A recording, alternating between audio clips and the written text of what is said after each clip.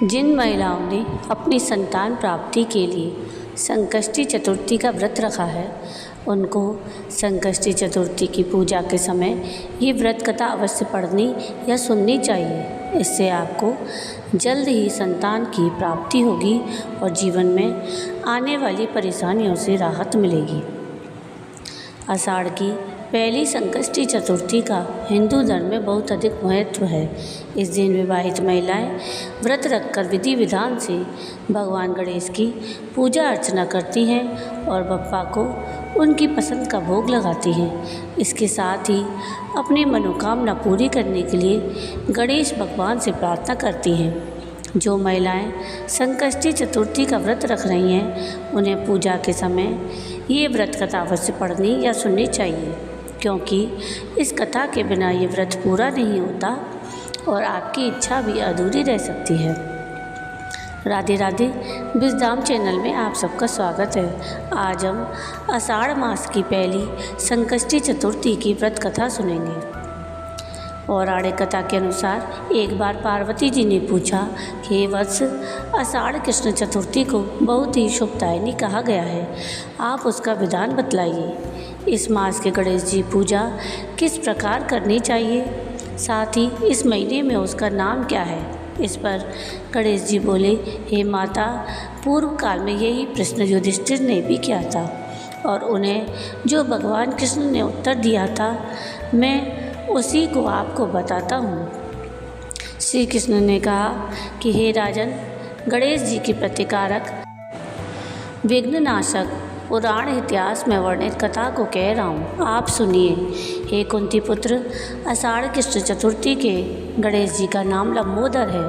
उनका पूजन पूर्व वर्णित विधि से करें। द्वापर युग में महिष्मती नगरी का महिजित नामक राजा था। वह बड़ा ही पुण्यशील और प्रतापी राजा था।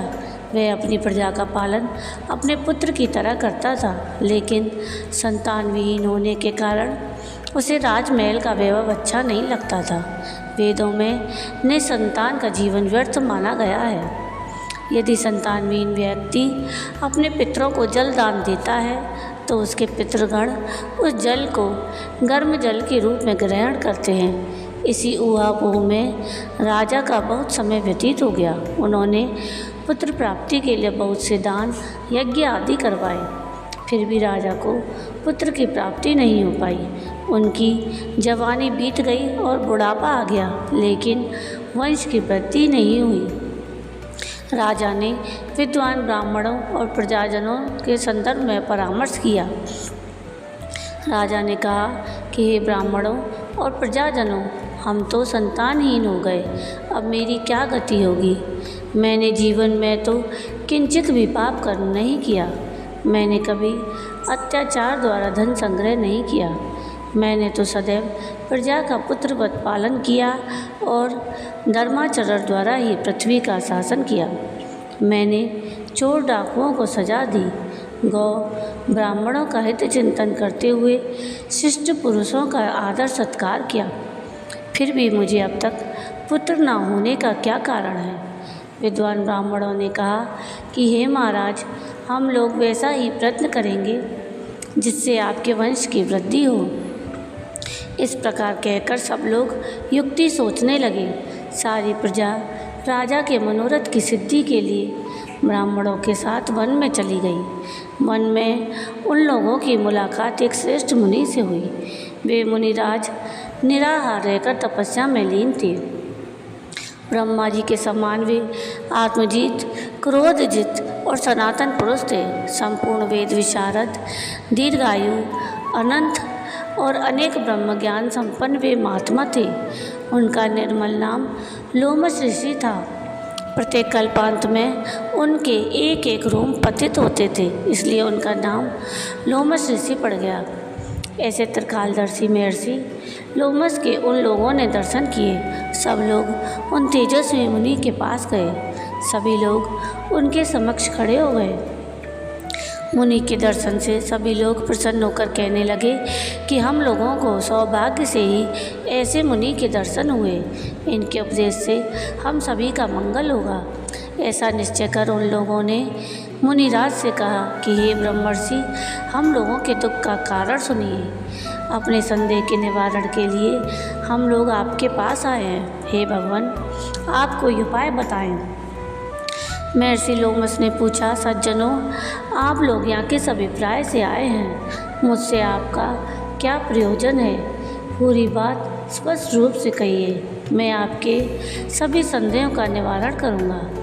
प्रजाजनों ने उत्तर दिया, हे मुनिवर, हम महिष्मती नगरी के निवासी हैं। हमारे राजा का नाम महिजीत है। वह राजा ब्राह्मणों का रक्षक, धर्मात्मा, दानवीर, शूरवीर और मधुरभाषी हैं। उस राजा ने हम लोगों का पालन पोषण किया है, लेकिन उन्हें आज तक संतान की प्राप्ति नहीं हुई है। उन्होंने कहा कि हे भगवान, माता पिता को केवल जन्मदाता ही होते हैं, लेकिन असल में पोषक तो राजा ही होता है। उन्हीं राजा के लिए हम गहन वन में आए हैं। आप कोई ऐसी युक्ति बताएं जिससे राजा को संतान की प्राप्ति हो। ऐसे गुणवान राजा को कोई पुत्र ना हो तो यह बड़े दौर्भाग्य की बात है। हे मुनिवर, किस व्रत, दान, पूजन आदि अनुष्ठान करने से राजा को पुत्र होगा? आप कृपा करके हम सभी को बतलाएं। प्रजा की बात सुनकर लोमस ऋषि बोले कि हे भक्तजनों, आप लोग ध्यानपूर्वक सुने। मैं संकट नाशन व्रत को बतला रहा हूँ। यह व्रत निसंतान को संतान और निर्धनों को धन देता है। आषाढ़ कृष्ण चतुर्थी को एक दंत गजानन नामक गणेश की पूजा करें। पूरे विधि विधान से व्रत करके राजा ब्राह्मणों को भोजन कराएं, साथ ही उन्हें वस्त्र का दान करें। गणेश जी की कृपा से उन्हें अवश्य ही पुत्र की प्राप्ति होगी। महर्षि लोमस की यह बात सुनकर सभी लोग करबद्ध होकर उठ खड़े हुए। सभी ने आकर यह बात राजा को बताई। इसे सुनकर राजा बहुत प्रसन्न हुए और उन्होंने श्रद्धापूर्वक विधिवत गणेश चतुर्थी का व्रत करके ब्राह्मणों को भोजन, वस्त्र आदि का दान दिया। रानी सुदक्षिणा जी गणेश जी की कृपा से सुंदर और सुलक्षण पुत्र की प्राप्ति हुई। श्री कृष्ण कहते हैं कि हे राजन, इस व्रत का ऐसा ही प्रभाव है। जो व्यक्ति इस व्रत को श्रद्धापूर्वक करेगा वो समस्त सांसारिक सुख के अधिकारी होगा। श्री कृष्ण ने कहा, हे महाराज, आप भी इस व्रत को विधि पूर्वक कीजिए। श्री गणेश जी की कृपा से आपकी सभी मनोकामनाएं पूरी होंगी, साथ ही साथ आपके शत्रुओं का विनाश होगा। जय गणपति बाबा। तो ये थी आषाढ़ मास की संकष्टी चतुर्थी की कथा। आपको ये व्रत कथा कैसी लगी मुझे कमेंट करके ज़रूर बताइएगा। और अगर आपको ये कथा पसंद आई हो तो प्लीज़ इसको लाइक शेयर ज़रूर कीजिएगा और प्लीज़ मेरे चैनल को सब्सक्राइब कीजिएगा और नीचे थैंक्स का बटन दबाकर मुझे सहयोग कीजिएगा, जिससे मैं और नए नए वीडियो आप लोगों के लिए लेकर आ सकूँ। वीडियो पूरा देखने के लिए थैंक यू। राधे राधे।